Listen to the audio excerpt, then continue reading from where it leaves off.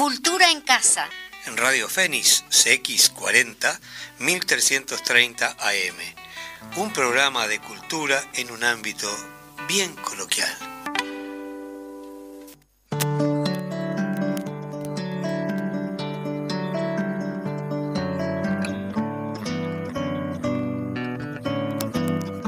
Vamos al aire.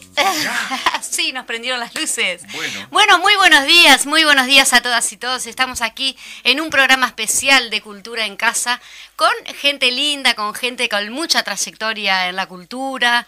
Estamos esperando que Eduardo Larbanois fue a estacionar su auto. Está un poquito complicado el tema del estacionamiento. Pero bueno, hoy tenemos en los estudios visitas muy especiales y también tenemos como siempre la música de Eduardo Larbanois, que hemos hecho un compilado ahí. Eduardo nos tiene acostumbrados a traer su música y explicarnos un poquito el marco de la música y en qué consiste, así que nada. Empezamos con todo y hay muchos mensajes de texto que están cayendo y que estoy segura que es para saludar a los grandes invitados que tenemos hoy. Y yo ya voy a pasar a saludarlos, porque entre que esperamos que Eduardo estacione el auto y todo y se integre a este elenco, por un lado tengo acá al gran actor de teatro Pepe Vázquez, y también tenemos otro gran actor de teatro, Arturo Fleitas, que hoy, por cumplir un año, el programa Cultura en Casa, nos están acompañando. Buenos días, ¿cómo están? Buenos días. Bien, estamos bien, aunque parezca mentira.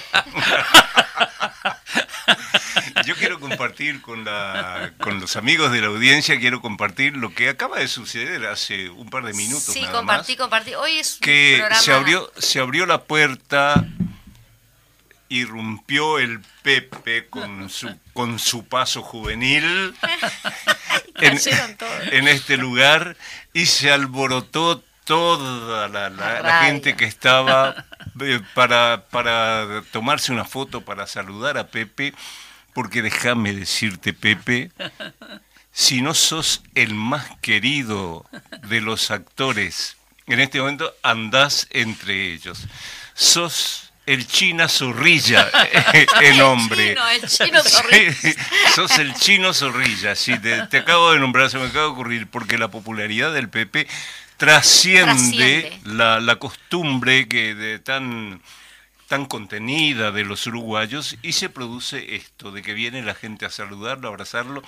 Digo yo, qué envidia. Arturo, y cabe destacar que son compañeros que estuvieron acompañando también, valga la redundancia, el programa anterior, bueno, para que mí es Voces él del Interior. Primero porque flores, lo conozco a Arturo, nos conocemos desde que pisó por primera vez tierras uruguayas y se hizo, bueno, lo que pasa que es un paraguayo y uruguayo, pero no perdió jamás su identidad principal de origen, ¿no?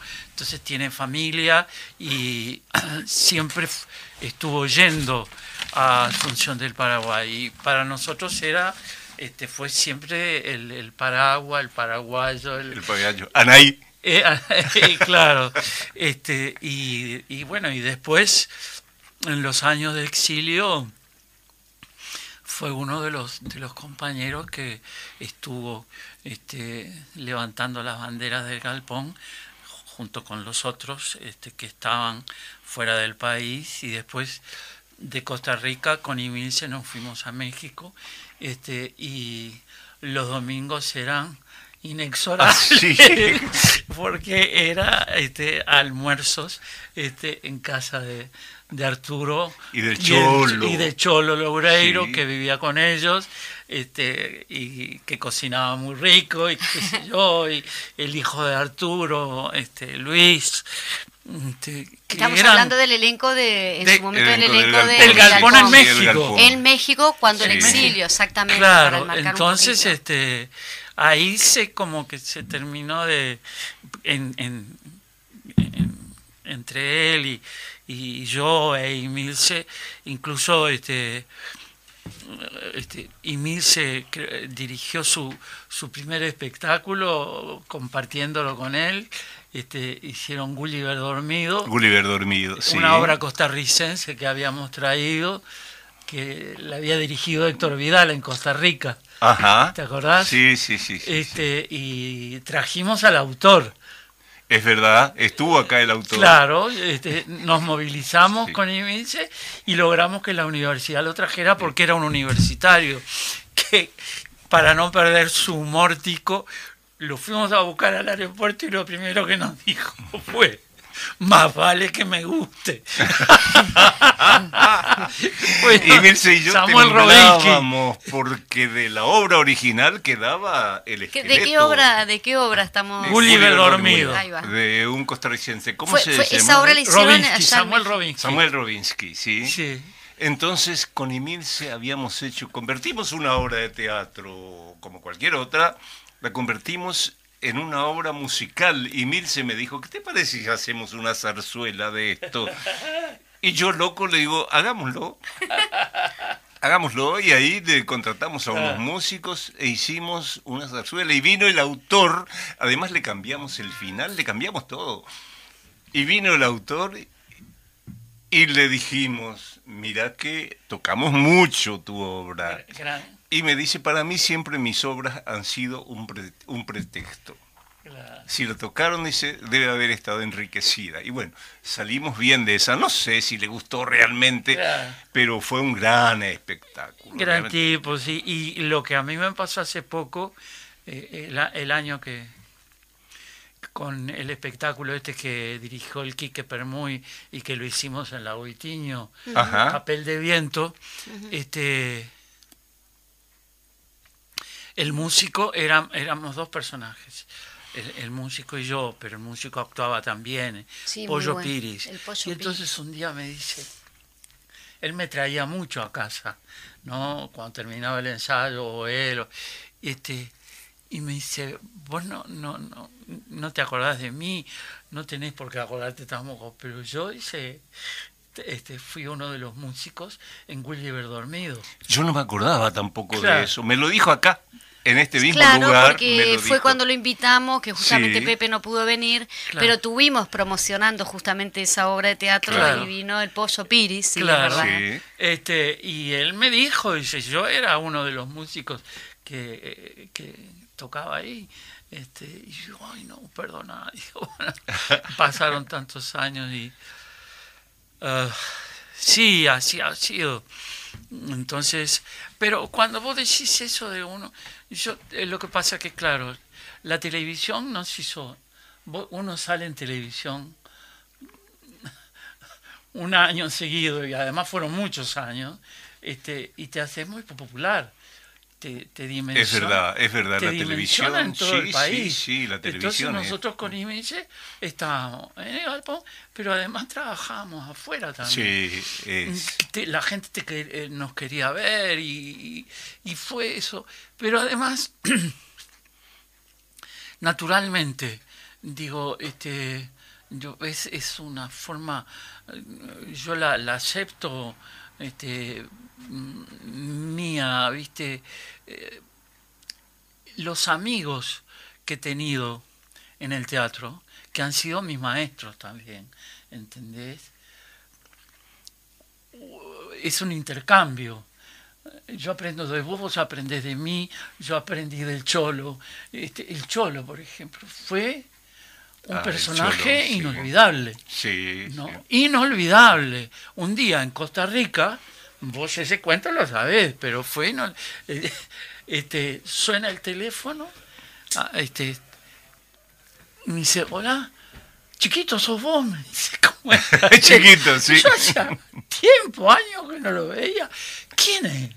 Si soy Cholo Loureiro. ¿Cómo?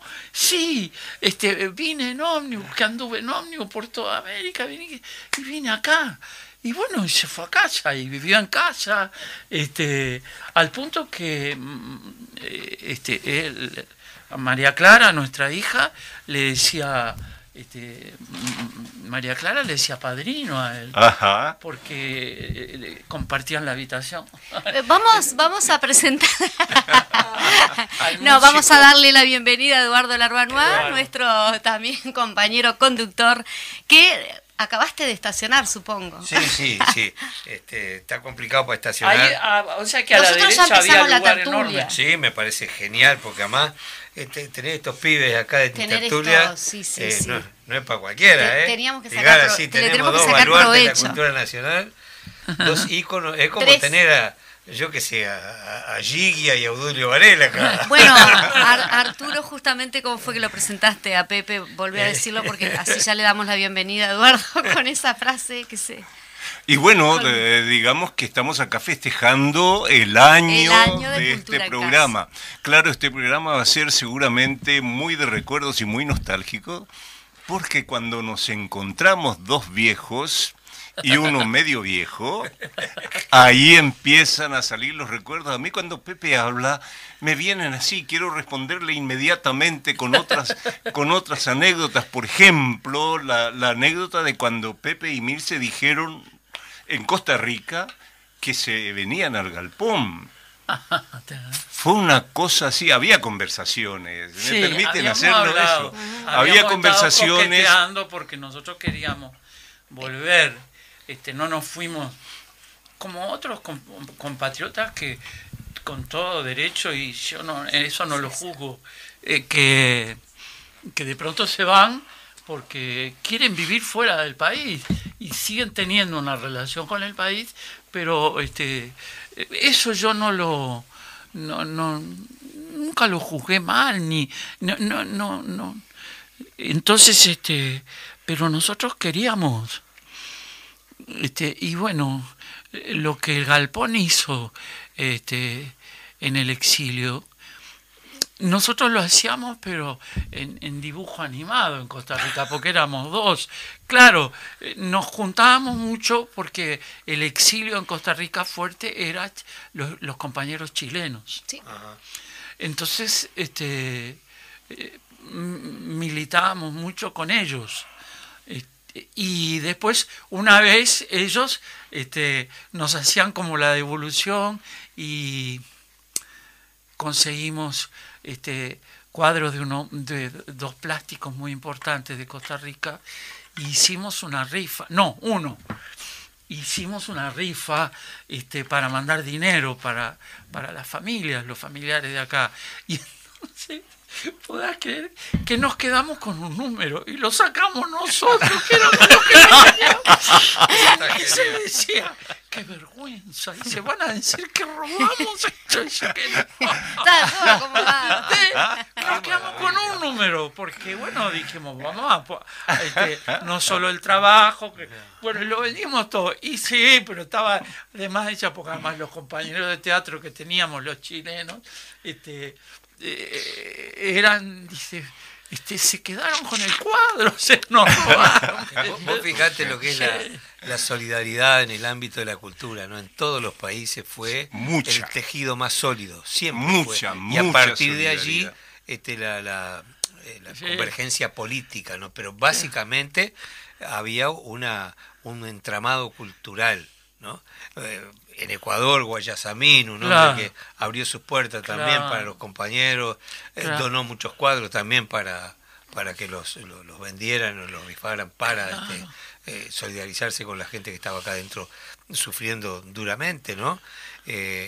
Muchas cosas que se dieron fue básicamente por entramado cultural, ¿no? Sí. El teatro con los escritores, con los pintores, con los músicos, siempre ahí haciendo esa trama sólida, solidaria, ¿no? Para Fíjate que enfrentarse, ¿no? A la en México yo llegué, cuando llegué allá a estar con ellos, llegamos con Imice, pregunté, porque me imaginé, digo, vivirá todavía, quién había sido un maestro mío de teatro cuando yo viví en Cuba, Rodolfo Valencia. Ajá. Entonces, yo dije, ¿se acordará de mí? Me dieron el teléfono enseguida, lo tenían, la gente allá en el galpón lo tenían. Entonces llamé y dije, maestro, habla fulano y tal, ¿se acuerda? Pepe, ¿cómo no me voy a acordar? Y digo yo, entonces hablamos mucho rato y le recordé, digo, yo aprendí muchas cosas con usted, una de ellas fue la puntualidad, porque una vez, no es que yo fuera impuntual, me pasó, no, gracias, gracias es porque nos están dando whisky acá. No, nosotros con bocaditos de caviar. Con Eduardo siempre decimos que este programa vale todo en el buen sentido, ¿no? La comida, la gastronomía, la cultura, que la comida es parte de la cultura. Y es muy coloquial. Y bueno, estamos queriendo comer unos bizcochitos. Me parece muy bien. Yo estaba diciendo que eran bocaditos de caviar. Y para aumentar la ilusión iba a decir, ¿dónde consiguieron el caviar tan rico? Bueno, hoy ustedes son nuestros invitados. Como ven, nosotros hoy ustedes tomamos... copen ¿te parece, Claro. Eduardo? Divino, Te termino el cuento de Valencia. Entonces me pongo a hablar con él. Me di cuenta ya por la voz y cómo hablaba. Pepe, no puede ser. Y yo digo, le voy a recordar algo. Estábamos ensayando La Posadera, una obra de Goldoni, en Cuba. Él era maestro de actuación. Entonces, yo vivía en un barrio alejado del centro, en Miramar, en Parque Miramar, y pasaban los ómnibus llenos, las guaguas repletas de gente. Y yo digo, Dios mío, ay, que llega tarde, no. Me dio un ataque. Paré hasta un jeep del ejército que pasaba, me paré en la calle, y así pararon. Dice, ¿qué pasa? ¿Qué pasa? Dijo, me pasa. No te podemos llevar porque vamos para otro lugar muy distinto, doblaban y se iban. Al final pasó me pude subir en una, pero llegué como 20 minutos tarde y me encontré con una pareja de cubanos que eran compañeros de teatro. Y yo llegué y digo, qué vergüenza. Nada, déjate cosas. Como son los cubanos, que no hay nada que los ponga de mal humor. No, claro, son como los brasileros. Sí, sí. Una cosa de eso. Siempre están... Entonces entramos despacito, yo iba adelante, con permiso. Y Valencia mira así, ¿sí? Entonces yo le expliqué, mire maestro, pasó tal cosa. Sí, perfecto. Por suerte hice, con el triunfo de la revolución los problemas son parejos para todos. Los espero mañana a la misma hora. Si se retiran, por favor. Y no nos dejó entrar. Nos echó de la clase. Entonces yo quería... porque era frente al malecón, ahí al mar, ahí. Yo tenía ganas de tirarme al agua, que me comiera un tiburón de la vergüenza que me dio. Y los cubanos dicen, vamos a tomarnos una cerveza. Además, con tu tendencia a autoculparte. A autoculparme. Pero vos yo no fui, decía Pepe, cuando había algún problema, te decía tal cosa, y Pepe decía, yo no fui. Pero por ahí sabés que es así. Cuando así. yo le conté a Valencia, le recordé eso, yo te hice eso, dice, qué animal que fue. ¿Vos sabés qué? Digo, no, pero le agradezco porque en mi vida he llegado nunca más tarde a ningún está lugar. Muy bien. Bueno, eso está muy es bien. fundamental eso. ¿Sabés qué? Una vez se piensa que por el espíritu de ellos, de los cubanos también, que son, y no son así, son muy rigurosos en sus salarios. Mi compañera hizo un posgrado allá en psicóloga y fue a trabajar una pasantía en el hospital de La Habana. Y bueno, el primer día le pasó lo mismo, llegaron como a las 9, tenía que estar a las 8, y bueno, nada, no pasa nada. No encontraban en qué ir, porque era un poco a botella, no haciendo dedo, otro poco en bicicleta, otro poco en la guagua, y el hospital quedaba como, no sé, a 8 kilómetros más o menos, 8 o 10 kilómetros, o más tal vez. Quedaba, me decía Graciela, como de la Ciudad Vieja a Carrasco. Claro, entonces cuando llegaron le dijeron, ¿por qué llegan a esta hora? Y bueno, porque no, a las 8 de la mañana tiene que estar acá.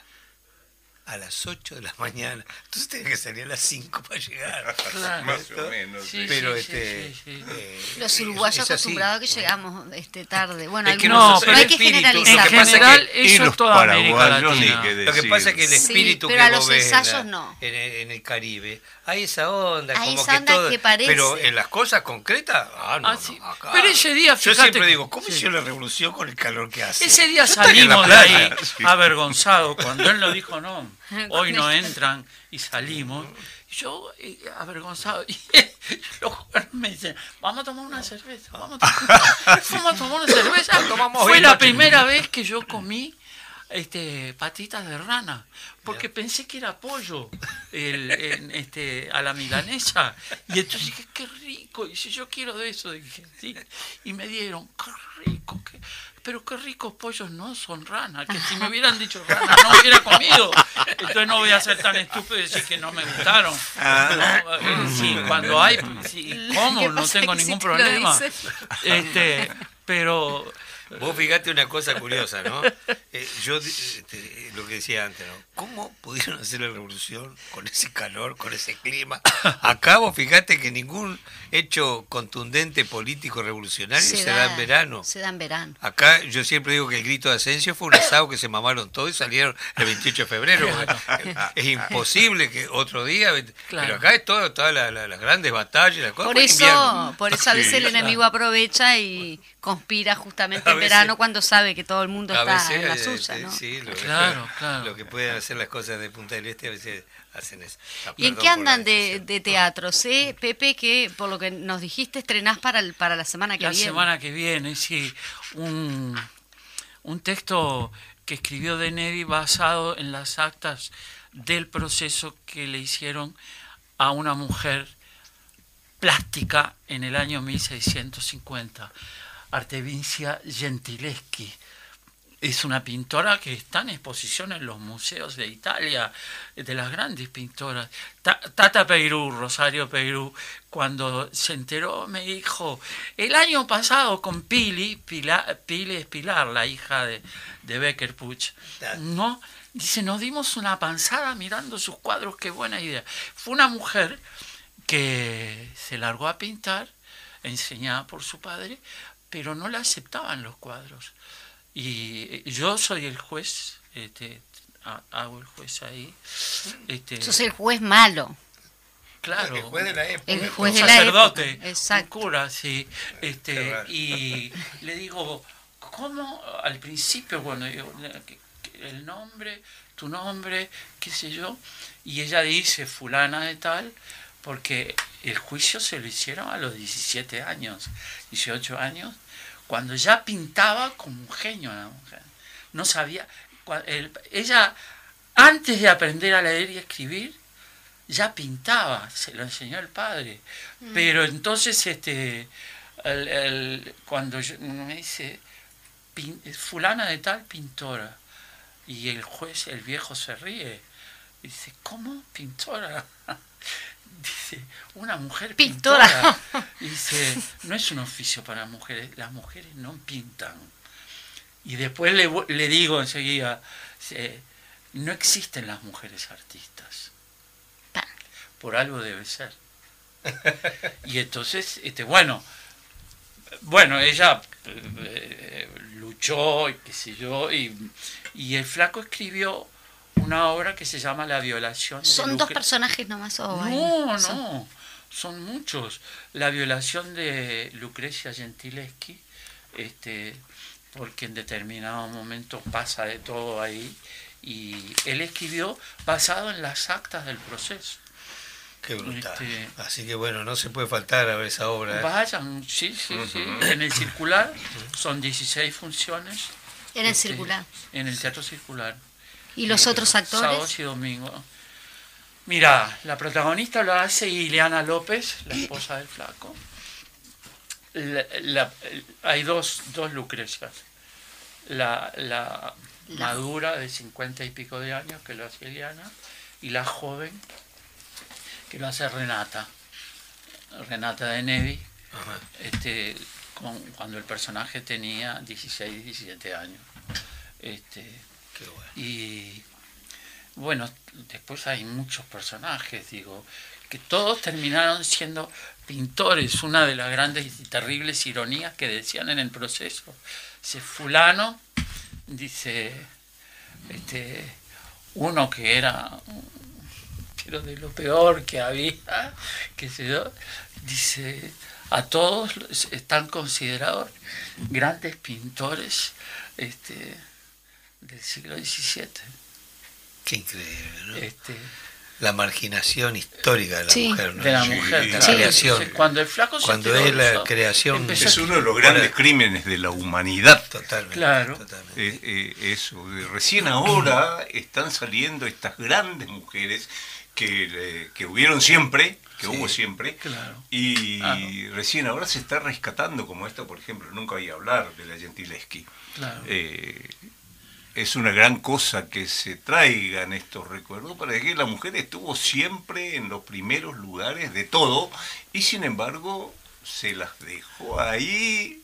Y nomás por asumir una actitud cultural artística, ¿no? Ajá. Porque yo no recuerdo ahora el nombre porque soy bastante negado para los nombres, son todos gringos, ¿no? Sí. Es la gran poetisa negra, que también la llevaron a juicio porque escribía poesía. Sí. Ella más hizo, importante poetisa norteamericana. Ella hizo un cuadro. Yo no me acuerdo el nombre, ya digo, no recuerdo mucho los nombres.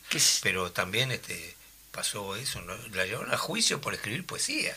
El cuadro más recordado de ella, aunque ella dice, me recuerdan por este cuadro, que es Judith y Holofernes. Judith fue una heroína del pueblo judío, y Holofernes era un guerrero sirio que en determinado momento, bueno, y ella fue entonces hace un cuadro donde Judith lo decapita a Holofernes, porque se imaginó que Judith entra al campo de combate donde estaba Holofernes haciendo la guerra para conquistar terrenos para Siria, y Judith lo seduce, Holofernes cae bajo las armas de Judith, ella lo decapita, pone la cabeza dentro de una bolsa y huye. Sí, entonces después ella pintó ese cuadro y entonces sobre el final Ileana le dice al público, dice, he pintado tantos cuadros distintos, pero todos me recuerdan por un degüello. Dice, y al final dice, recuérdenme por María saludando la salida del sol, por Cupido abrazando a no sé quién, y también por Judith. Dice,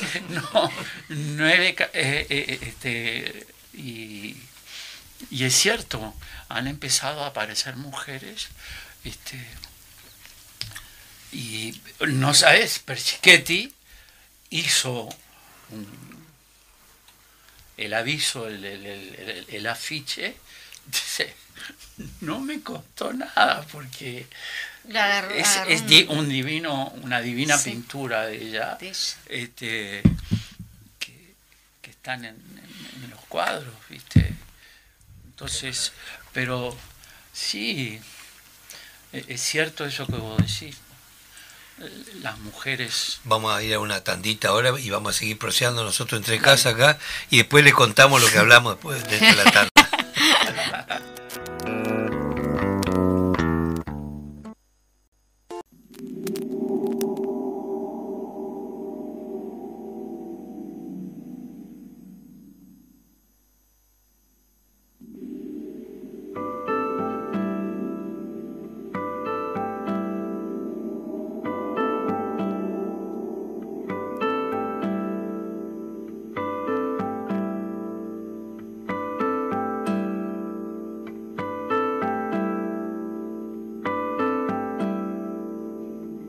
El viento me confió cosas que siempre llevo conmigo. dijo que recordaba un barrilete y 3 niños, que el sauce estaba muy débil, que en realidad él no quiso, que fue uno de esos días que todo es un estropicio. Me dijo que los pichones a veces de apresurados caen al suelo indefensos si él no consigue evitarlo. Me habló de arenas de agosto, de cartas de enamorados, del humo en las chimeneas, del fuego abrazando el árbol. Iba quebrado de culpas y seguía confesando. En su lomo de distancias no cabalgaba ni un pájaro. Era un fantasma ese viento, un alma en pena penando. Y en ese telar de angustias tejió sus babas el diablo. Me dijo que recordaba que en realidad él no quiso, a veces de apresurados un barrilete y 3 niños. Me habló de arenas al cielo y chimeneas al piso, de cartas de enamorados, que todo es un estropicio. Era un fantasma ese viento, tejió sus babas el diablo. Iba quebrado de culpas y no consigue evitarlo. En ese telar de angustias, el fuego abrazando el árbol, el sauce estaba muy débil y seguía confesando. Le pregunté por las chapas del techo de los de abajo, dijo el hombre de luchar para conseguir los clavos, en vez de hincarse a rezar para olvidar sus quebrantos o de sentarse a esperar regalos eleccionarios. Me sorprendió la respuesta, pero no quise atajarlo, pues cuando lleva razón, vaya quien quiere pararlo. El viento me confió cosas que siempre llevo conmigo, que siempre llevo conmigo.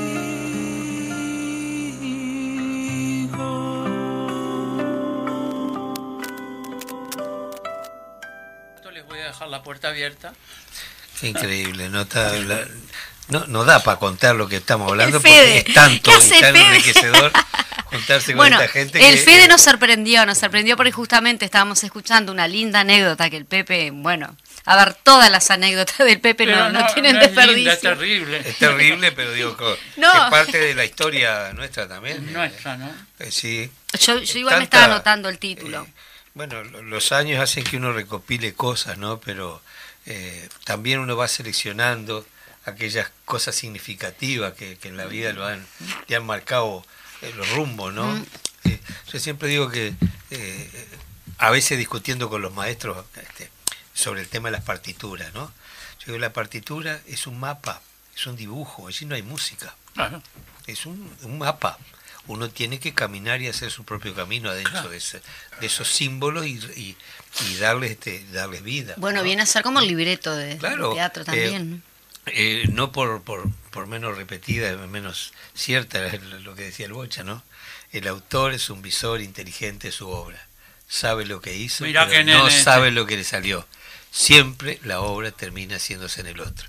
Eso es lo más maravilloso. Yo lo repito incansablemente porque uno lo vive, realmente lo vive. Y cuando gratifica mucho cuando uno conversa con otra gente de distintas generaciones y concepciones y oficios sobre una misma obra. El Bocha fue... Cada uno ve una historia diferente porque pone su impronta personal. La obra de teatro, de repente hay un personaje que te pega en el medio, en la frente. Claro. Y otro no. Y a otro ese mismo personaje no es el que lo mueve, lo mueve otro. Y en las canciones pasa lo mismo. En el poema también. En la forma de decirlo, en la comunicación que genera y en las imágenes que fabrican nosotros, ¿no?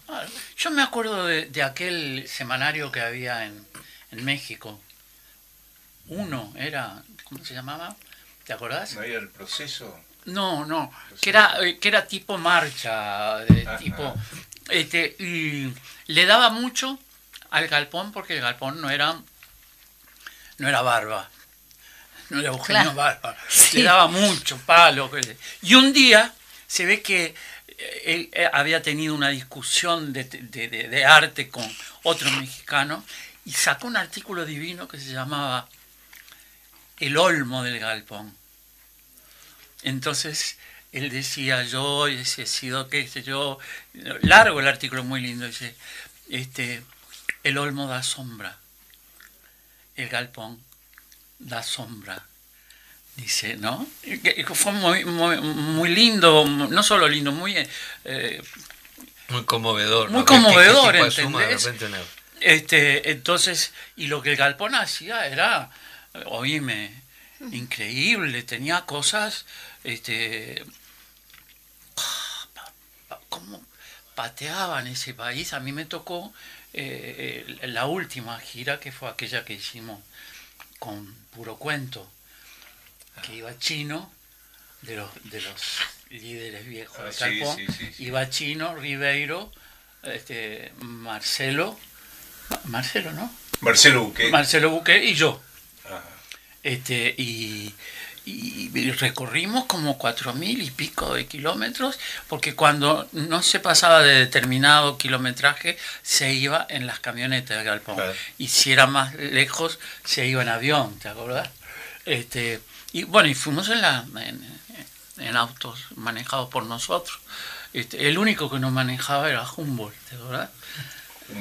Hemos nombrado a un santo, ¿viste? Yo digo que he conocido santos. Yo he conocido santos. Si ustedes no los conocieron, pregúntenme cómo son y yo les cuento cuentos de los santos. Y creo que Humboldt era un santo militante, tipo de maravilla. El pequeño guardia rojo. El pequeño guardia rojo, le digamos, ¿no? Pero era un santo también. La bondad, ¿verdad? La ternura que tenía en el trato, era fenomenal.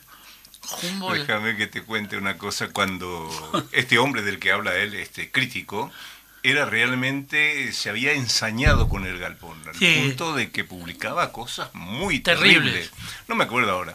Entonces, cuando leíamos estas críticas tan terribles, decía Humboldt, no se preocupen, este hombre no sabe nada de teatro panfletario.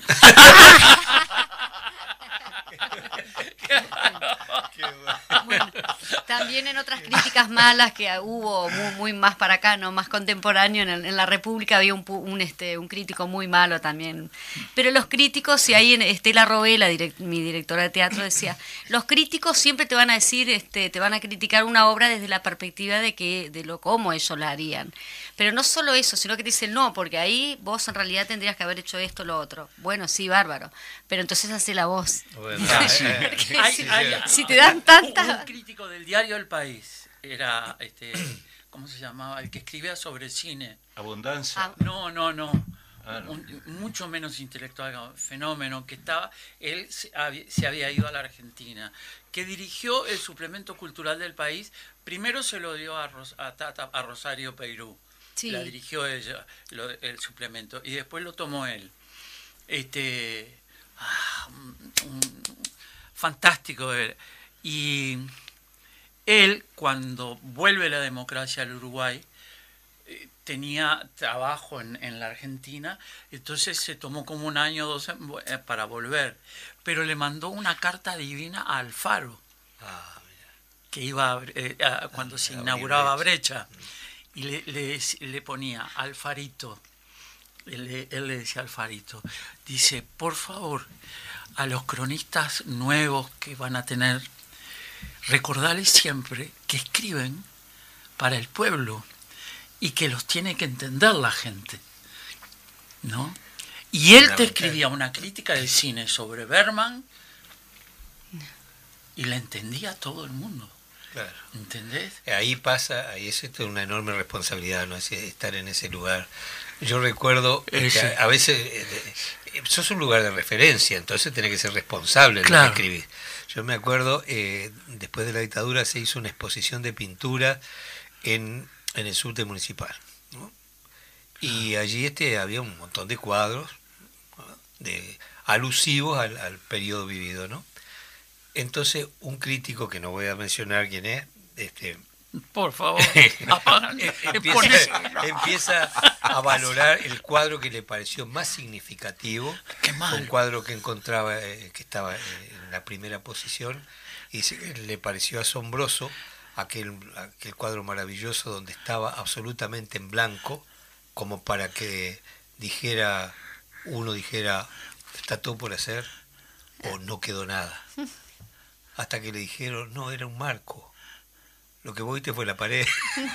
Claro. Pero a veces el crítico se pone tan elevado intelectual que tiene que escribir algo. Sí. Pero pero a veces el propio artista no lo hizo. Me acuerdo una exposición de Cabezudo que se hizo en San José. Claro. Y yo le dije a Cabezudo, qué lindo esto, lo otro. Y dice, ay, mi hija, yo era muy gurisa, ¿no? Dice, pero todo eso que tú ves me encanta porque es tu cabeza. Pero yo lo hice un día que estaba aburrido y fui, digo, ¿cómo también se le pone como un contenido al cuadro o a la obra? Y está bien igual que la gente. Hay muchas veces, para eso es que ponen. Muchas veces también se da que te preguntan qué quisiste decir con tal canción y vos no decís nada, porque dejás abierto que a Silvio Rodríguez lo tenían acobardado con el unicornio azul. Nunca contó cuál era el detonante de esa canción. Porque no cantaba la Internacional. La gente tan tonta. Azul, cualquier cosa se pensaba, bueno, dijeron las cosas más inverosímiles, ¿no? Pues también pasa que de repente un tipo te ve una obra plástica y te dice, qué maravilla ese punto de fuga que generaste ahí, que parece una puñalada en el medio del corazón. Y el loco te dice, no, se me cayó un chorro de pintura negra y si así me quedó eso. Entonces desmistificó toda la imagen que vos te habías creado sobre... Hablando de la revista, Pepe, porque el otro día nosotros estamos a punto de sacar lo que es la segunda reedición de la revista Estudios. Hay muchos artículos escritos por ti cuando eras muy jovencito, hay muchas fotos ahí. No, porque está por salir la revista Estudios. ¿Qué opinión te amerita? Para revisar. Mándamelo para revisar. Te lo voy a mandar. Lo voy a registrar en Agado. Qué audacia, ¿qué opiniones? Arismendi. Si yo tuviera que hacer... Mira, nombraste a Arismendi. No, pero está muy bueno el artículo porque habla sobre la situación de la cultura en su momento. Y si vos te pones a pensar, es muy actual lo que está sucediendo ahora. Es decir, que está muy bien lo que escribiste. Te lo voy a alcanzar, el artículo. ¿Qué opinión te amerita la revista Estudios? Cuando en Club de Teatro decidimos hacer en un momento La vida del sueño, se armó un revuelo en el ambiente de los compañeros de teatro. ¿Cómo van a hacer Calderón de la Barca? Entonces Héctor Vidal, que tenía un bocha, dijo, vamos a hablar con Arismendi a contarle lo que nos pasa. Y fuimos a la calle Sierra. Si tuviéramos ahora, era la calle Sierra, porque va a defender la cultura. Era la calle Sierra, no se llamaba Fernández Crespo. Y entonces fuimos y le dijimos, nos pasa esto, la vamos a hacer textual. Y nos dijo, pero ese es el más grande autor del escepticismo en el arte.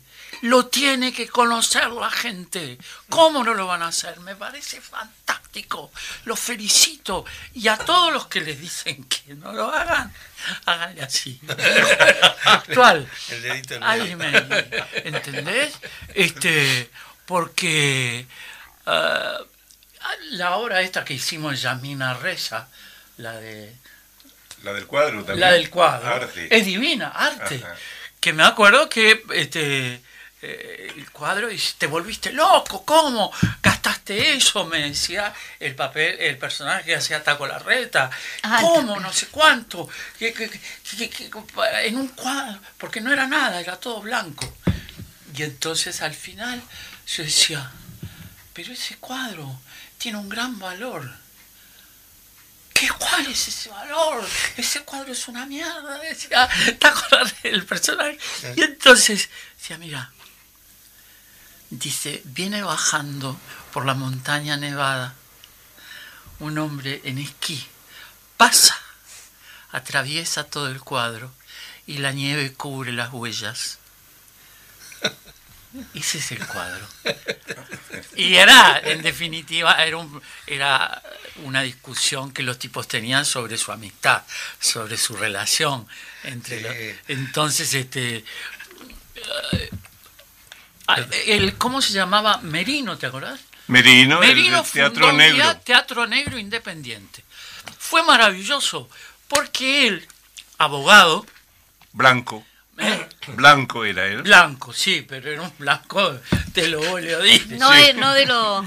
Claro, entonces Pasado. Merino funda Teatro Negro Independiente y en el Victoria lo estrena al grupo. Entonces él jamás quiso tener auto. Andaba siempre en ómnibus, con su portafolio, con los códigos, qué sé yo.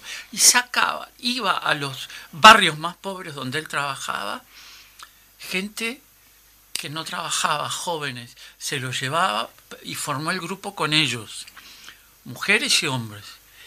Y el día que estrenó se repletó el Victoria, allá fuimos todos, porque era una nota en que enriquecía la idea del teatro independiente. Muchísimo. Entonces, el crítico de marcha de aquella época lo tituló, porque como no le gustó el espectáculo, no era Berman, lo tituló Oscuridades Varias. Porque la mayoría eran negros, compañeros negros y negras. Entonces era lindísimo el espectáculo, alegre, cantaban, él se preocupaba, recitaban en dialecto congo, ¿te acordás?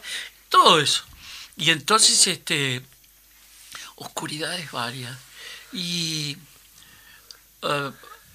Pero Merino tenía cosas insólitas. Un día yo me lo encontré en la calle y me dice, vas que vení, me siento mal, hice algo horrible.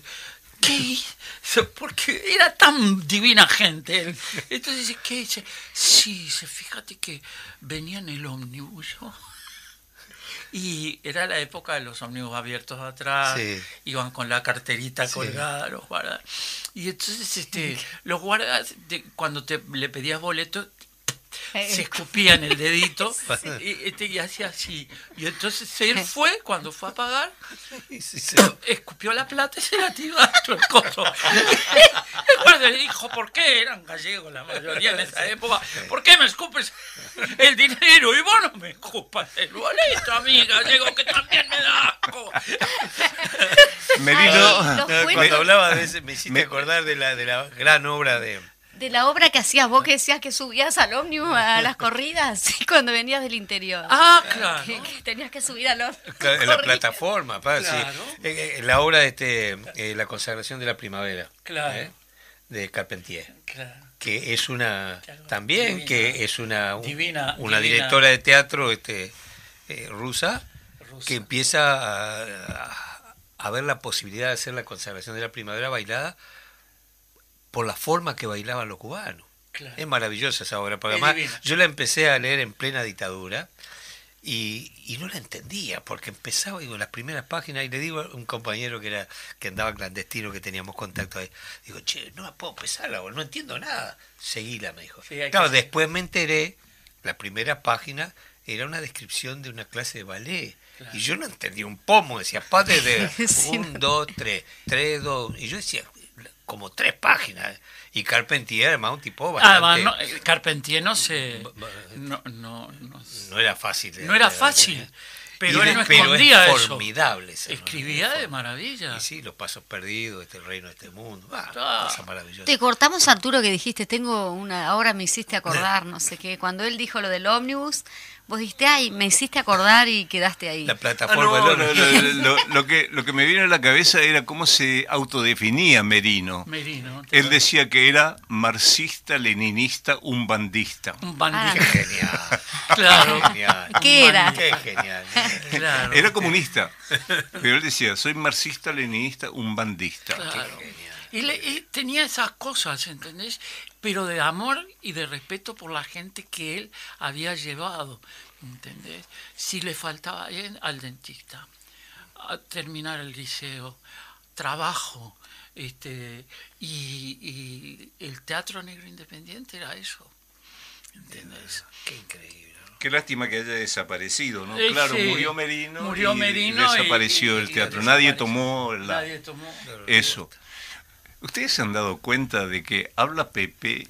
Y nos quedamos todos como... No, y No, cuenta, ¿cómo perdonen, por lo que yo favor? quiero No nos decir da el es que tiempo. cuenta, entonces fuimos a ver a Arismendi y Merino y todo, y yo decía, pero qué generación privilegiada fuimos, Sin porque duda. era así, los problemas de la cultura lo discutíamos así con Arismendi, y él venía a nuestros ensayos, lloraba. ¿Te acuerdas cuando fui a ver Artigas? Que empezábamos a ensayar Artigas y lloraba de emoción en los ensayos, no podía hablar. Entonces teníamos la cultura, tenía un gran aliado en Arismendi, en Macera, gente que defendía la libertad del artista para decir lo que quisiera. Entonces eso influyó mucho en el Partido Comunista. Esa libertad, en época en que todavía muchos partidos se dejaban llevar por el estalinismo. El realismo El socialista. Partido Comunista Uruguayo, en cambio, del Partido Comunista Uruguayo tenía esa posición. Artistas Sí. todavía. Pasa que Yo Arismendi- recuerdo cuando la famosa Olas, Sí. la conferencia de Cuba, una foto donde todos aplaudían y Arismendi con las manos atrás no aplaudió. Y entonces después decía, cuando no estamos de acuerdo, no aplaudimos ni en Pekín, ni en Moscú, ni en La Habana. A Claro. nosotros nadie nos dice cuándo hay que aplaudir.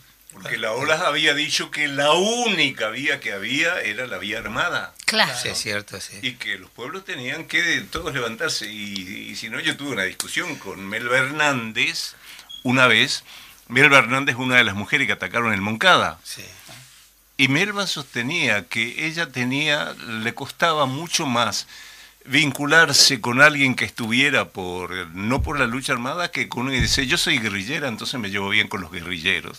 Decía, pero Melba, los revolucionarios no solo son los guerrilleros, hay otros. Claro. Y había El azar, una digamos, pica guerrilla. bastante fuerte Sí, entre sí. los partidos comunistas de Cuba y el uruguayo, Claro. por eso mismo. Habían puesto la foto esa y decían, cuando un aplauso es una toma de Posición, ¿no? Sí, de de posición. Una Sí. posición así, No, y así, sin embargo, y lo Arismendi estaba era- mirando, Fidel lo miraba. Sí, era un referente. ¿Entendés? ¿Cuántas Estaba veces siempre al también lado de Fidel. fue que Fidel consultó a Rodney por Claro, supuesto, Fidel era una consultaba referencia a Rodney. nivel mundial. a nivel mundial? Por eso Arismendi digo era yo que un nuestra referente. generación ha sido Tuvimos altamente privilegiada privilegio. al tener este diálogo Claro. tan fluido con toda Tenemos que esta tenerlo gente. más seguido, no cuando cumplimos un año. Claro. Sí. Y sí, y además nos da una pena porque siempre el tiempo nos queda corto. Mirá la hora que ya tenemos que Se cerrar. acaba. No, pero hablando de cumplir un año, déjenme decir esto. Sí, diga. Que